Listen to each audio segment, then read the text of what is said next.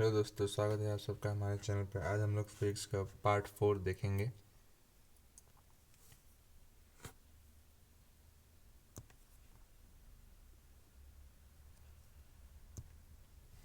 शुरुआत करते हैं उत्तल दर्पण से।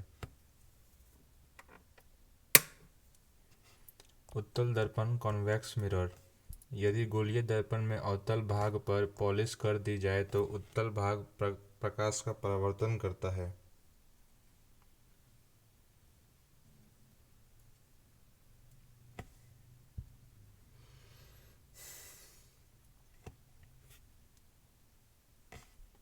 उत्तल भाग प्रकाश का परावर्तन करता है, ऐसे दर्पण को उत्तल दर्पण कहते हैं।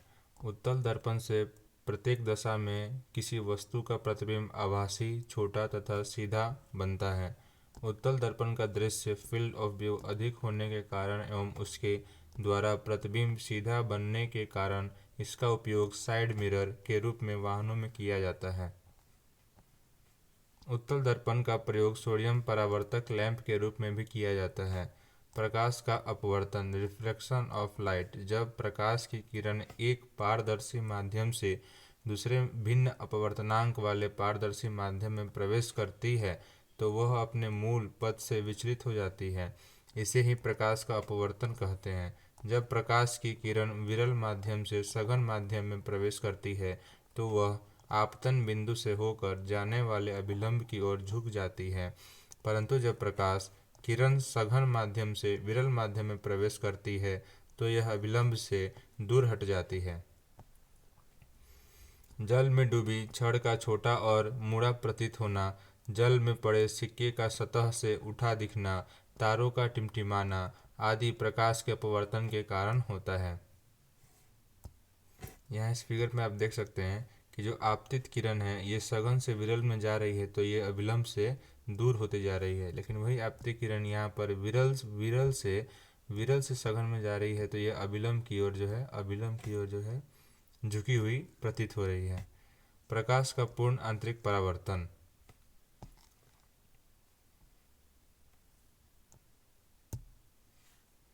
दो पारदर्शक परंतु भिन्न भिन्न अपवर्तनांक वाले माध्यमों के संपर्क तल पर जब प्रकाश सघन माध्यम से विरल माध्यम में प्रवेश करता है तो प्रकाश के पूर्ण आंतरिक परावर्तन की संभावना उत्पन्न होती है। प्रकाश के सघन से विरल माध्यम की ओर अपवर्तन के दौरान जब आपतन कोण का मान एक विशेष मान क्रांतिक कोण से अधिक हो जाता है तो प्रकाश का पूर्ण आंतरिक परावर्तन हो जाता है, अर्थात प्रकाश पुनः सघन माध्यम में ही लौट आता है। यहाँ पूर्ण आंतरिक परावर्तन का फिगर दिया हुआ है। यहाँ से जो प्रकाश सघन माध्यम से चला है और फिर जो है सघन माध्यम में ही लौट गया है, यही है पूर्ण आंतरिक परावर्तन। क्रांतिक कोण, क्रिटिकल एंगल। क्रांतिक कोण वह कोण है जो प्रकाश किरणों द्वारा अपवर्तन में तब बनता है जब सघन से विरल माध्यम में अपवर्तित किरणें अभिलंब से 90 डिग्री का अपवर्तन कोण बना लेती हैं। यहाँ फिगर देख सकते हैं क्रांतिक कोण का। पूर्ण आंतरिक परावर्तन को शर्तें। प्रकाश किरणें सघन माध्यम से विरल माध्यम की ओर गमन करनी चाहिए। प्रकाश किरणें सघन माध्यम तथा विरल माध्यम की सीमा रेखा पर अभिलंब के साथ क्रांतिक कोण से अधिक कोण पर आपतित होनी चाहिए। हीरे के चमकने और रेगिस्तान में गर्मियों के दिनों में बनने वाली मरीचिका माइरीज का कारण प्रकाश का पूर्ण आंतरिक परावर्तन है। कांच की चादर, सीट पर पड़ी दरार एवं जल में तिरछी खड़ी कांच की परख नली भी पूर्ण आंतरिक परावर्तन के कारण चमकती है। एंडोस्कोपी तकनीक पेंट की जांच पूर्ण आंतरिक परावर्तन के सिद्धांत पर कार्य करती है। प्रकाशिक तंतु, ऑप्टिकल फाइबर्स। प्रकाश के पूर्ण आंतरिक परावर्तन के सिद्धांत पर ही प्रकाशिक तंतु बनाए जाते हैं।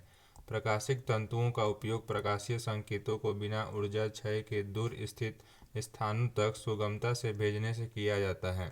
प्रकाशिक तंतुओं या ऑप्टिकल फाइबर्स में प्रकाश वक्रीय या टेढ़े मेढ़े मार्ग द्वारा आगे बढ़ते हुए लंबी दूरियां तय कर लेता है। प्रकाशीय तंतु या ऑप्टिकल फाइबर के निम्नलिखित उपयोग हैं। दूरसंचार ट्रांसमिशन विधियों में आजकल प्रकाशीय तंतुओं का प्रयोग किया जाता है।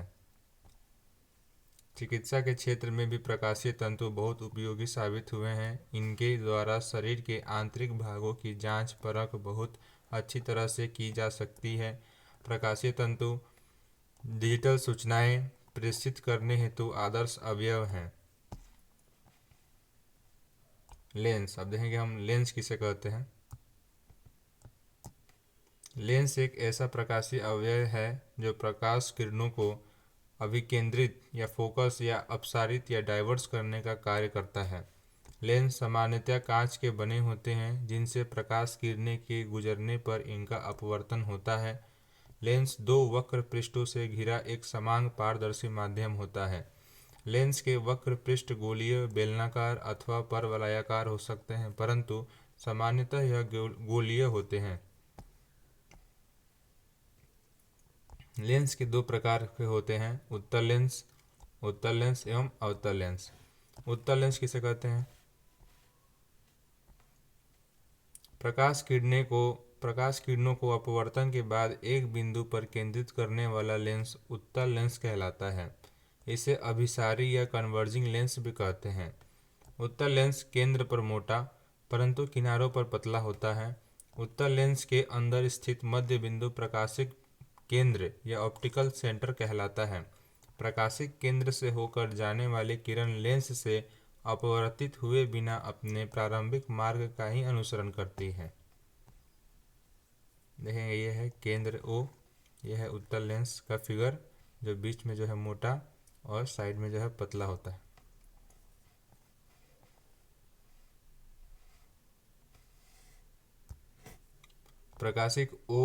प्रकाशिक केंद्र O से होकर तथा लेंस को दो बराबर भागों में विभक्त करने वाली रेखा लेंस का मुख्य लेंस MM कहलाती है।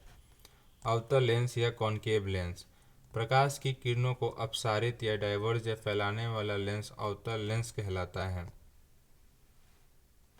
अवतल लेंस बीच में पतला परंतु किनारों पर मोटा होता है। यहाँ देख सकते हैं बीच में पतला है लेकिन किनारों पर मोटा है। अवतल लेंस से प्रत्येक दशा में केवल आभासी, सीधा और वस्तु से छोटा प्रतिबिंब प्राप्त होता है, जो सदैव लेंस के द्वितीय फोकस F2, यहाँ पर F2 और प्रकाशीय केंद्र O के बीच बनता है। इन दोनों के बीच जो है फिगर बनता है।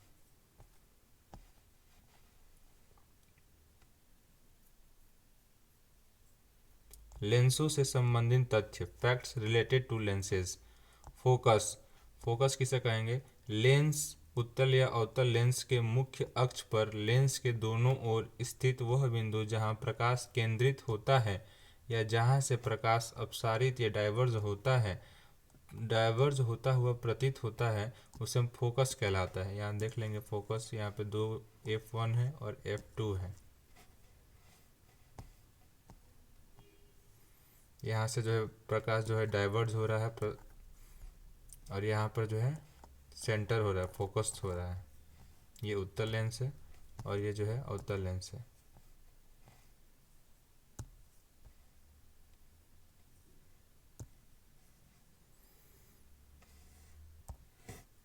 लेंसों से संबंधित तथ्य, फैक्ट्स रिलेटेड टू लेंसेज।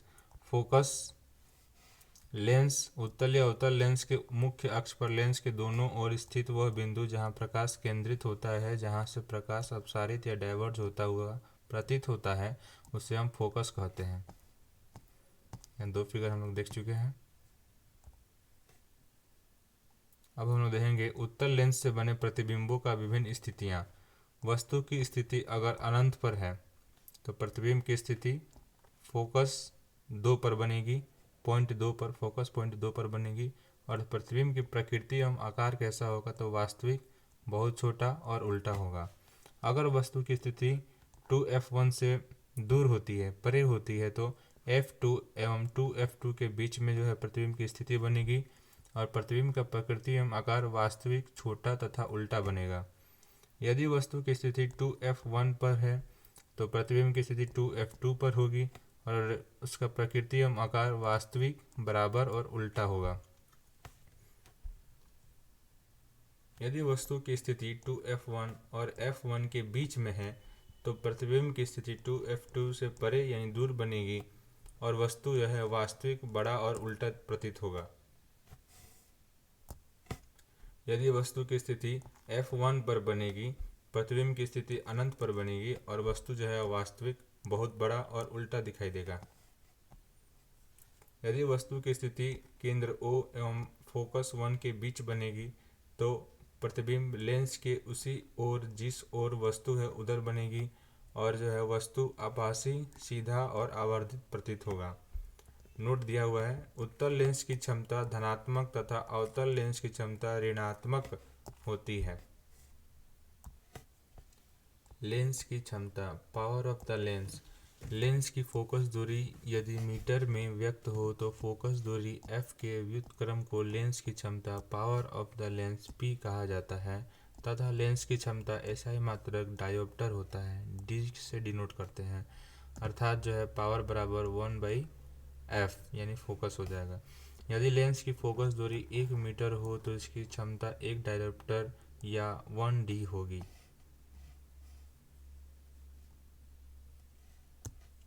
एक मीटर की फोकस दूरी का लेंस यदि उत्तल है तो क्षमता +1d होगी और यदि लेंस अवतल है तो क्षमता -1d होगी, क्योंकि अवतल जो है ऋणात्मक और उत्तल जो है वो धनात्मक होता है। धूप के चश्मे की पावर 0 होती है, 0 डायोप्टर होती है। यदि दो समान प्रकृति के लेंस जिनकी फोकस दूरी f1 मीटर और f2 मीटर हो तो इन्हें परस्पर सटा कर रखने पर ये एक लेंस की भांति व्यवहार करेंगे, जिसकी क्षमता p बराबर 1/f1 प्लस 1/f2 होती है। और लेंस के बारे में जानेंगे। लेंस को यदि किसी द्रव में डुबो दिया जाए तो लेंस की क्षमता में परिवर्तन हो जाता है। ऐसे परिवर्तन की मात्रा लेंस और द्रव के अपवर्तनांक पर निर्भर करती है। लेंस के पदार्थ से कम अपवर्तनांक वाले द्रव में लेंस को डालने पर लेंस की क्षमता घट जाएगी, परंतु प्रकृति पूर्ववत रहेगी। लेंस के पदार्थ के बराबर अपवर्तनांक वाले द्रव में लेंस एक साधारण कांच की प्लेट की तरह व्यवहार करेगा।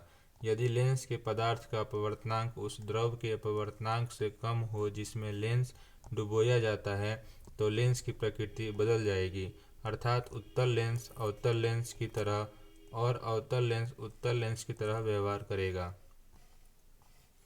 पानी के अंदर हवा का बुलबुला उत्तल लेंस के समान दिखता है, परंतु प्रकृति अवतल लेंस की तरह प्रदर्शित करता है।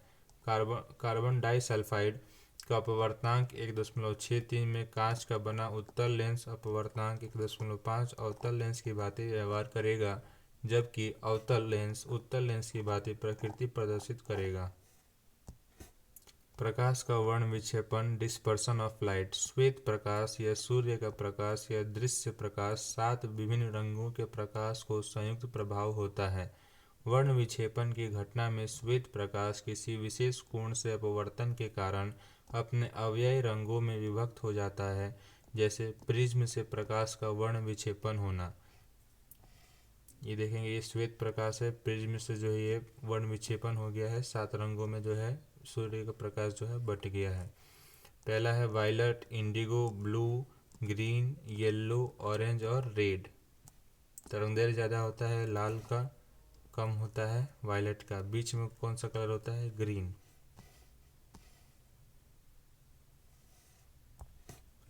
प्रिज्म से विक्षेपित 7 रंग आधार से ऊपर की तरफ क्रमशः इस प्रकार होते हैं: बैंगनी, जामुनी, नीला, हरा, पीला, नारंगी और लाल। श्वेत प्रकाश में मौजूद कम तरंगदैर्घ्य वाले रंगों का वर्ण विक्षेपण अधिक होता है, अतः बैंगनी रंग का विक्षेपण श्वेत प्रकाश के अन्य 6 रंगों की तुलना में सबसे अधिक होता है, क्योंकि बैंगनी रंग के प्रकाश की तरंगदैर्घ्य सबसे कम होती है। लाल प्रकाश का वर्ण विक्षेपण सबसे कम होता है, क्योंकि इस रंग की तरंगदैर्घ्य सर्वाधिक अन्य 6 रंगों से अधिक होती है। वर्ण विक्षेपण का कारण प्रकाश के विभिन्न रंगों के लिए अपवर्तनांकों में भिन्नता होना होता है। वर्ण विक्षेपण का सबसे विलक्षण प्राकृतिक उदाहरण इंद्रधनुष का बनना है। लाल और बैंगनी रंग से संबंधित महत्वपूर्ण तथ्य। रंग दिया हुआ है, चाल, अपवर्तनांक, तरंगदैर्घ्य और विक्षेपण। लाल रंग का जो चाल सर्वाधिक होता है, अपवर्तनांक सबसे कम होता है, तरंगदैर्घ्य सर्वाधिक होता है और विक्षेपण सबसे कम। बैंगनी रंग का चाल सबसे कम होता है, अपवर्तनांक सर्वाधिक होता है, तरंगदैर्घ्य सबसे कम होता है और विक्षेपण सर्वाधिक होता है। इंद्रधनुष या रेनबो। इंद्रधनुष सूर्य के प्रकाश के वायुमंडल में उपस्थित जल की सूक्ष्म बूंदों द्वारा विभिन्न रंगों में विभक्त वर्ण विक्षेपण होने से बनता है। सूर्य से आने वाली प्रकाश किरणों के लिए वर्षा की महीन जलीय बूंदें प्रिज्म की तरह कार्य करती हैं और प्रकाश के एक विशेष कोण से इन पर आपतित होने की दशा में इसका वर्ण विक्षेपण कर देती हैं। इंद्रधनुष या रेनबो बनने की प्रक्रिया में प्रकाश किरण के वर्ण विक्षेपण हेतु प्रकाश का अपवर्तन, आंतरिक परावर्तन तथा पुनः जल से वायु में अपवर्तन क्रमानुसार होता है। इंद्रधनुष बनने में वर्षा जल की बूंद में निम्न चित्र के समान प्रकाश के वर्ण विक्षेपण की घटना होती है। ये जो है वर्षा के बूंद है, ये जो है रेनबो बनने का फिगर दिया हुआ है।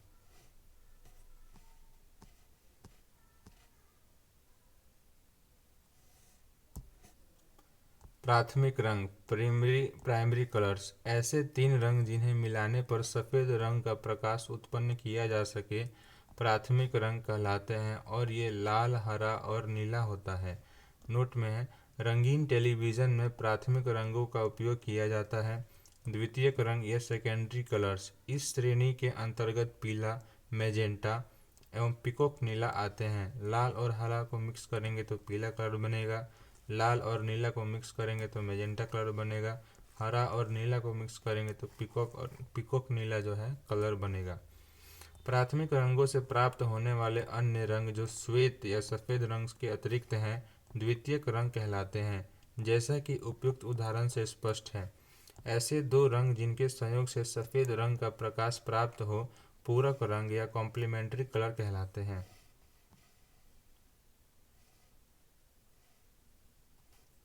कुछ पूरक रंगों से प्राप्त होने वाले सफ़ेद रंग, लाल और पिकॉक नीला को मिलाएंगे तो सफ़ेद प्राप्त होगा, हरा और मैजेंटा को मिलाएंगे तो सफ़ेद प्राप्त होगा, नीला और पीला को मिलाएंगे तो सफ़ेद रंग प्राप्त होगा। तो ये जो है कॉम्प्लीमेंट्री कलर या पूरक रंग कहलाते हैं। नोट में दिया हुआ है, दैनिक जीवन में प्रयोग होने वाले रंगों में अशुद्धियों के मिले होने के कारण इस प्रकार के रंग प्राप्त नहीं होते हैं। किसी वस्तु का रंग वस्तु द्वारा परावर्तित किए गए प्रकाश के रंग पर निर्भर होता है, अर्थात वस्तु जिस रंग के प्रकाश को परावर्तित करती है उसी रंग की दिखाई पड़ती है।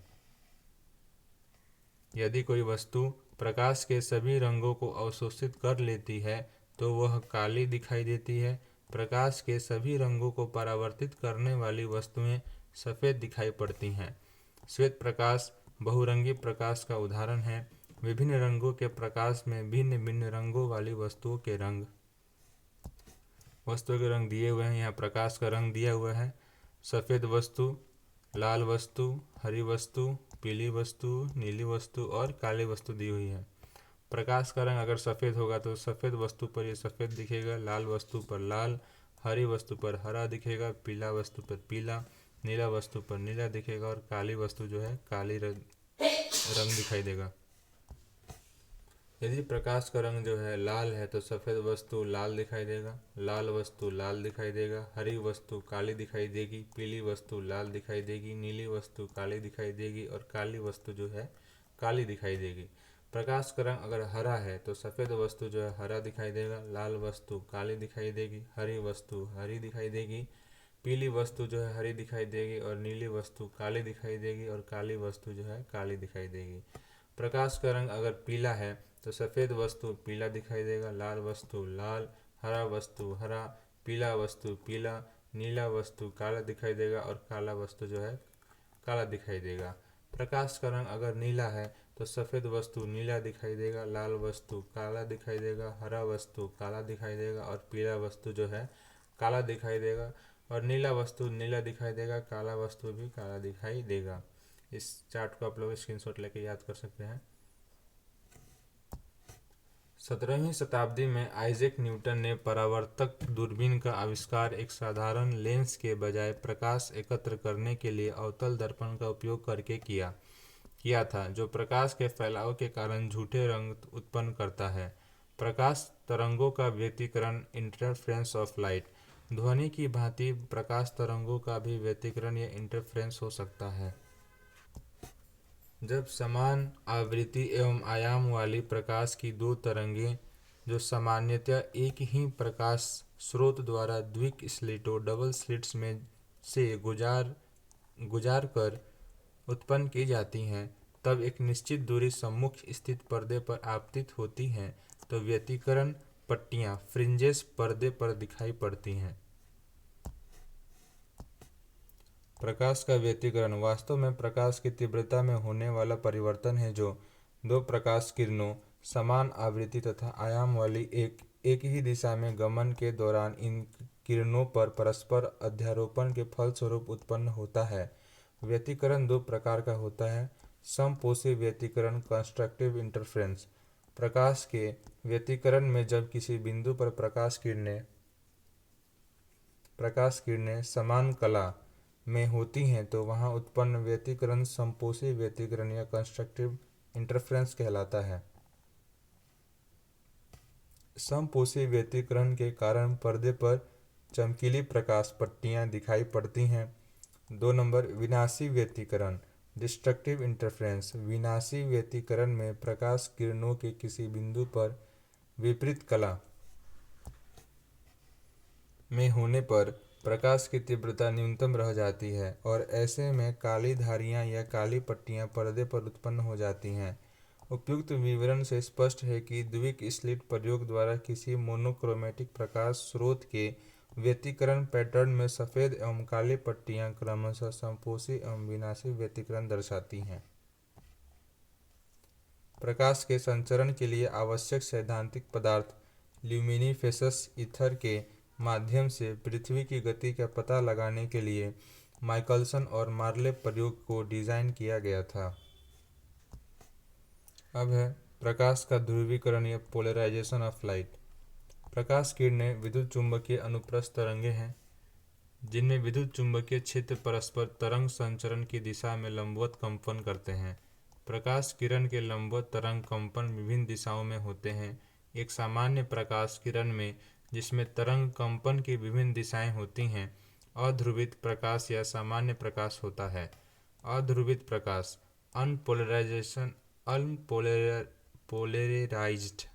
अनपोलराइज्ड लाइट को ध्रुवण प्रकाश या पोलराइज्ड लाइट में बदलने की घटना प्रकाश का ध्रुवण कहलाती है। अध्रुवित प्रकाश को ध्रुवण प्रकाश में बदलने की घटना प्रकाश का ध्रुवण कहलाती है। प्रकाश का ध्रुवण वह प्रक्रिया है जिसमें प्रकाश एक विशेष प्रकाशीय फिल्टर, जिसे पोलराइजर कहते हैं, से गुजरने के बाद एक ही कंपन तल के अनुदिश कंपन करता हुआ आगे बढ़ता है। यहाँ फिगर देख सकते हैं, ये अध्रुवित प्रकाश का फिगर है, ये पोलराइज्ड फिल्टर और ये ध्रुवित प्रकाश है। वर्तमान में पोलराइजर का सर्वाधिक प्रयुक्त होने वाला स्वरूप है, जिसे पॉलीविनाइल एल्कोहल प्लास्टिक के साथ आयोडीन डोपिंग से बनाया जाता है। पोलराइड का उपयोग धूप के चश्मे सन ग्लासेस में किया जाता है, क्योंकि यह क्षैतिज तल में ध्रुवित प्रकाश को अवरोधित करके चमक की तीव्रता को कम कर देते हैं। ध्रुवित प्रकाश का उपयोग त्रिविमीय दृश्य 3D व्यू देखने में किया जाता है। इसके लिए विशेष प्रकार के पोलराइड प्रयोग में लाए जाते हैं, जिनमें ऊर्ध्वाधर अक्ष होते हैं। प्रकाश के ध्रुवण या ध्रुवित प्रकाश द्वारा विषाणुओं की आकृति एवं आकार, शेप एंड साइज की माप की जाती है। पोलराइड फिल्टरों का फोटोग्राफिक कैमरे में प्रयोग करके अधिक स्पष्ट रंगीन फोटो लिए जाते हैं, क्योंकि पोलराइड फिल्टर परावर्तित प्रकाश की अनावश्यक मात्रा को बहुत कम कर देते हैं। प्रकाश तरंगें जिन विद्युत चुंबकीय क्षेत्र वेक्टरों के परस्पर लंबवत घटकों के कंपन से एक सरल रेखा में आगे बढ़ती हैं, उनमें से केवल विद्युतीय क्षेत्र वेक्टर ही प्रकाशीय प्रभाव या लाइट इफेक्ट उत्पन्न करता है। वर्ष 1903 में दृश्य प्रकाश के विकिरण दबाव को मापकर अमेरिकी वैज्ञानिक निकोलस और हल ने समीकरण P = V/C स्थापित किया। अब हम पढ़ेंगे नेत्र या आई। नेत्र अथवा आंखें दृश्य प्रणाली की अंग हैं। ये जीवों की दृष्टि विस्तार के साथ साथ इनके लिए कई चित्र अनुक्रिया प्रकार्य भी संपन्न करती हैं। उच्च जीवों में आंख एक जटिल प्रकाशीय प्रणाली ऑप्टिकल सिस्टम होती है जो आसपास के वातावरण से प्रकाश एकत्र करके एक डायफ्राम या आइरिस पुपिल के माध्यम से इसकी तीव्रता पर नियंत्रण भी रखती है। आंख में प्राकृतिक लेंस सिलियरी मांसपेशियों द्वारा समायोजन से फोकस बदलता है। मानव नेत्र या ह्यूमन आई। मानव नेत्र त्रिविमीय दृश्य 3 डायमेंशनल इमेज प्रस्तुत करने में सक्षम होते हैं। नेत्र में सभी प्रतिबिंब रेटिना पर बनते हैं। रेटिना में उपस्थित शंक्वाकार कोनिकल शेप्ड कोशिकाएं रंगों के प्रति संवेदनशील होती हैं, अर्थात इनकी सहायता से रंग की पहचान होती है। शंक्वाकार शेप्ड यानी कोनिकल शेप्ड के द्वारा। रेटिना में छड़ के समान या रोड के आकृति की कोशिकाएं भी होती हैं जो प्रकाश की तीव्रता के प्रति संवेदनशील होती हैं। मानव नेत्र के लिए स्पष्ट दृष्टि की न्यूनतम दूरी 25 सेंटीमीटर होती है। दृष्टि दोष देखेंगे। जब मनुष्य दूर अथवा पास स्थित वस्तुओं को स्पष्ट नहीं देख पाता तो वह दृष्टि दोष से ग्रस्त माना जाता है। निकट दृष्टि दोष मायोपिया।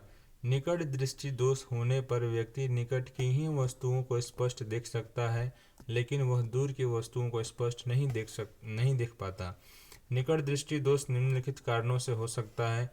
नेत्र लेंस की मोटाई का बढ़ जाना, नेत्र लेंस की फोकस दूरी कम हो जाना, नेत्र गोलक की त्रिज्या या व्यास में वृद्धि हो जाना।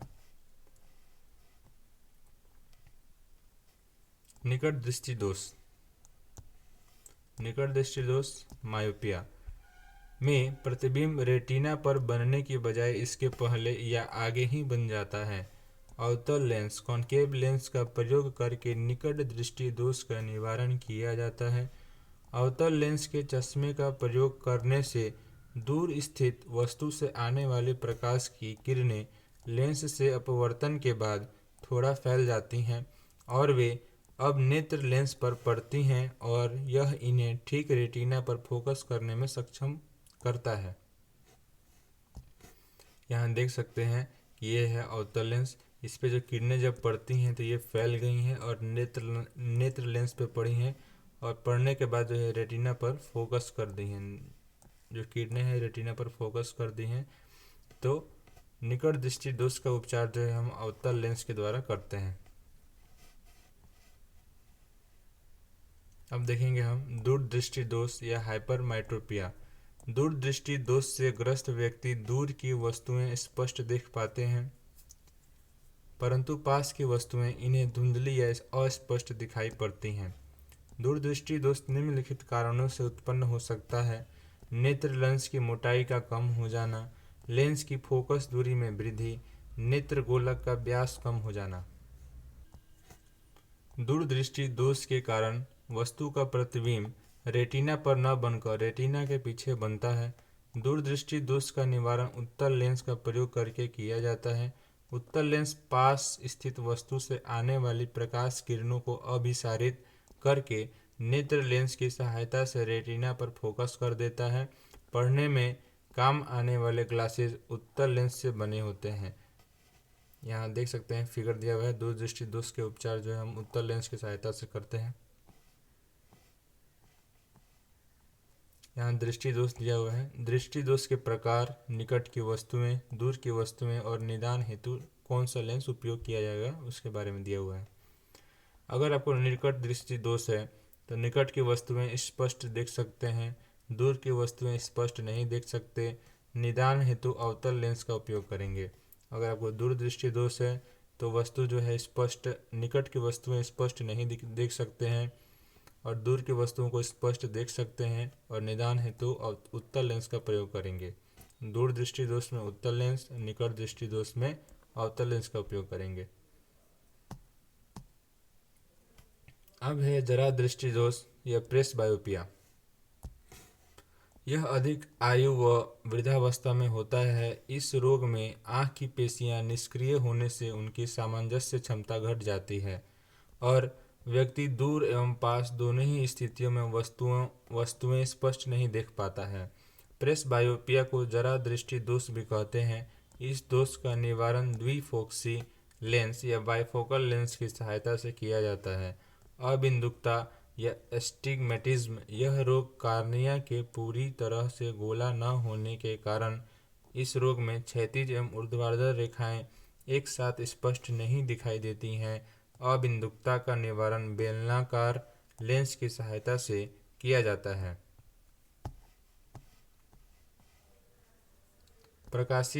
प्रकाशिक उपकरण या ऑप्टिकल इंस्ट्रूमेंट्स, ऐसे उपकरण जिनमें लेंस तथा प्रकाश का प्रयोग होता है प्रकाशिक उपकरण कहलाते हैं। सूक्ष्मदर्शी या माइक्रोस्कोप, दूरदर्शी, टेलीस्कोप, पेरिस्कोप तथा स्पेक्ट्रोमीटर आदि यंत्र प्रकाशिक यंत्र हैं। सूक्ष्मदर्शी से बहुत छोटी वस्तुएं जैसे कोशिका, जीवाणुओं तथा विषाणुओं, वायरसेस का अध्ययन किया जाता है। दूरदर्शी से बहुत दूर स्थित वस्तुओं एवं आकाशीय पिंडों जैसे ग्रह, तारे तथा नीहारिकाएं आदि को देखा जाता है।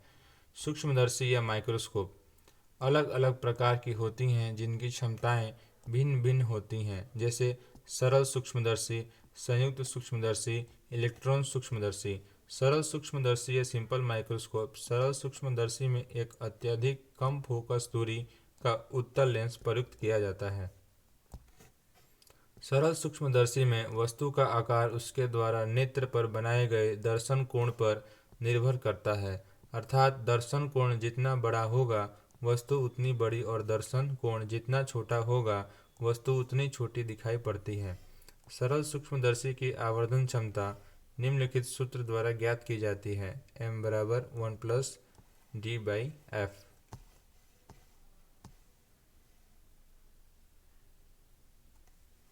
यहाँ d जो है स्पष्ट दृष्टि की न्यूनतम दूरी 25 सेंटीमीटर है और f बराबर उत्तल लेंस की फोकस दूरी है। जब आप तेज रोशनी वाले कमरे से आते हैं तो आप मंद रोशनी वाले कमरे में वस्तुओं को देख नहीं पाते,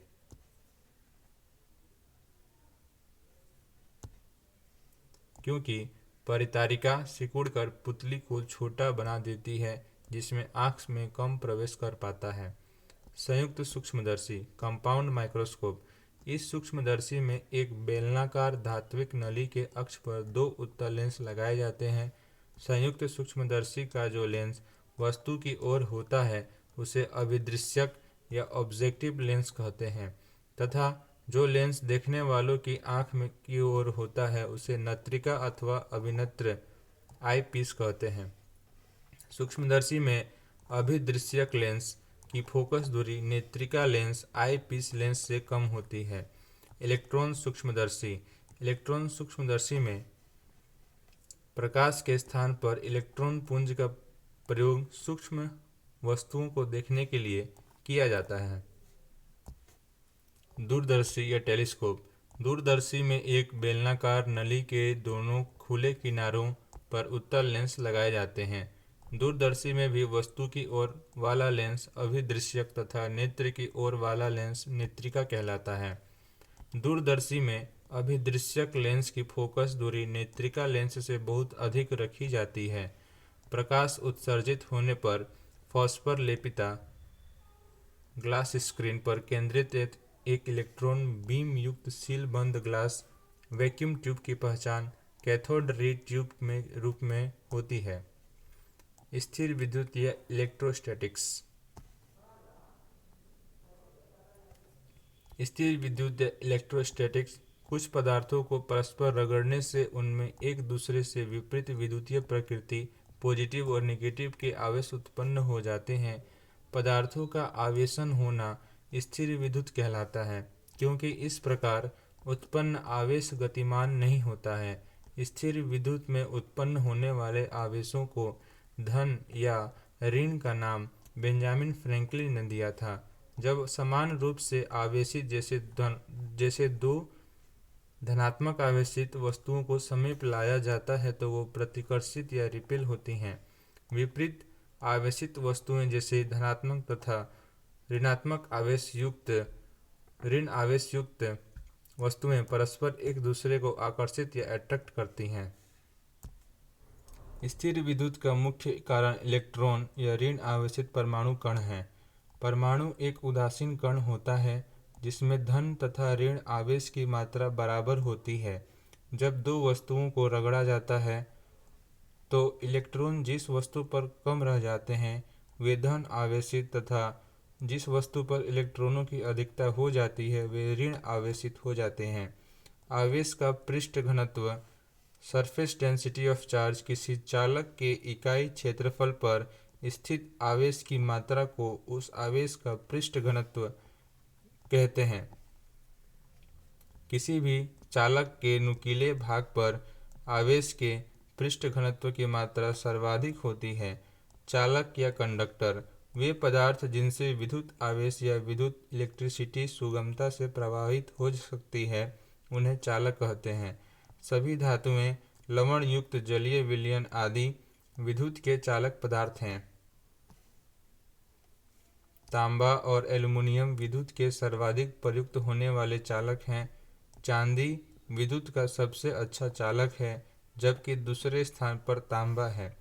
अचालक या नॉन कंडक्टर्स विद्युत के प्रवाह में अवरोध उत्पन्न करने वाले पदार्थ या ऐसे पदार्थ जिनसे होकर विद्युत धारा का प्रवाह संभव न हो अचालक नॉन कंडक्टर्स कहलाते हैं। जैसे में लकड़ी, रबर, प्लास्टिक, कागज, अभ्रक आदि इनसे करंट पास नहीं करता है। अर्धचालक या सेमीकंडक्टर्स कुछ पदार्थ ऐसे होते हैं जिनकी विद्युत चालकता चालक एवं अचालक पदार्थों के बीच होती है, उन्हें अर्धचालक कहते हैं। जैसे में silicon, germanium, gallium, arsenide, selenium, tellurium आदि। निम्न प्रतिरोधकता या लो रेजिस्टिविटी वाले पदार्थ यथा धातुएं विद्युत के सुचालक होती हैं, जबकि उच्च प्रतिरोधकता वाले पदार्थ विद्युत की कुचालक होती हैं।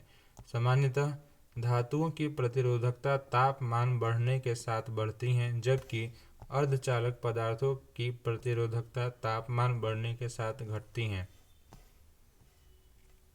कूलाम का नियम कूलम्स लॉ दो स्थिर विद्युत आवेशों के बीच कार्यरत आकर्षण अथवा प्रतिकर्षण का स्थिर विद्युत बल या आवेशों की मात्रा के गुणनफल के अनुक्रमानुपाती तथा इनके बीच की दूरी के वर्ग के व्युत्क्रमानुपाती होता है। कूलम का नियम निम्नलिखित सूत्र की सहायता से भी व्यक्त किया जाता है। यहाँ कूलम का नियम का सूत्र दिया हुआ है। यहाँ Q1 और Q2 R दूरी पर स्थित दो विद्युत आवेश हैं तथा F उनके बीच स्थिर विद्युत बल और K नियतांक है।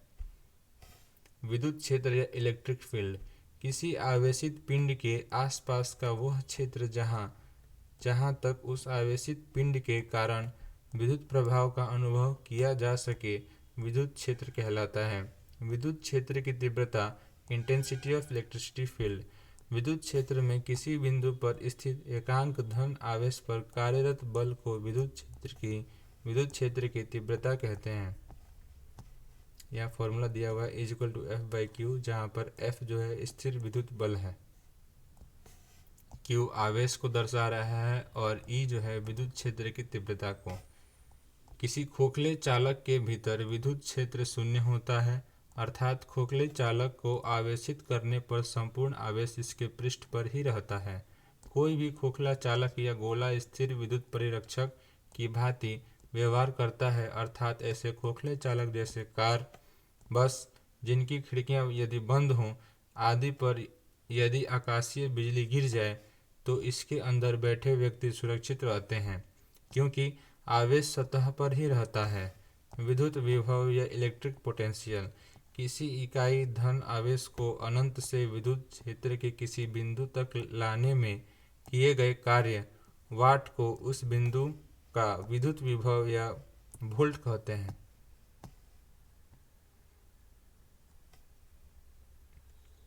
विद्युत विभव का SI मात्रक वोल्ट या जूल प्रति कूलम होता है। यह एक अदिश राशि या स्केलर क्वांटिटी है विभवांतर या पोटेंशियल डिफरेंस। इकाई धन आवेश को विद्युत क्षेत्र में एक बिंदु से दूसरे बिंदु तक ले जाने में किए गए कार्य को उन बिंदुओं के मध्य विभवांतर कहते हैं। विभवांतर का मात्रक भी वोल्ट होता है। यदि आवेश Q को दो बिंदुओं के बीच प्रवाहित करने में W कार्य करना पड़े तो उन बिंदुओं के बीच विभवांतर V = W/Q होता है। विद्युत धारिता या इलेक्ट्रिक कैपेसिटेंस किसी चालक की धारिता C चालक को दिए गए आवेश Q तथा इसके कारण चालक में विभव परिवर्तन V के अनुपात के बराबर होती है, अर्थात C = Q/V। विद्युत धारिता का SI मात्रक जो है फैराड होता है। आज के लिए इतना ही। वीडियो अच्छा लगे तो लाइक और सब्सक्राइब कीजिएगा। Thank you. जय हिंद।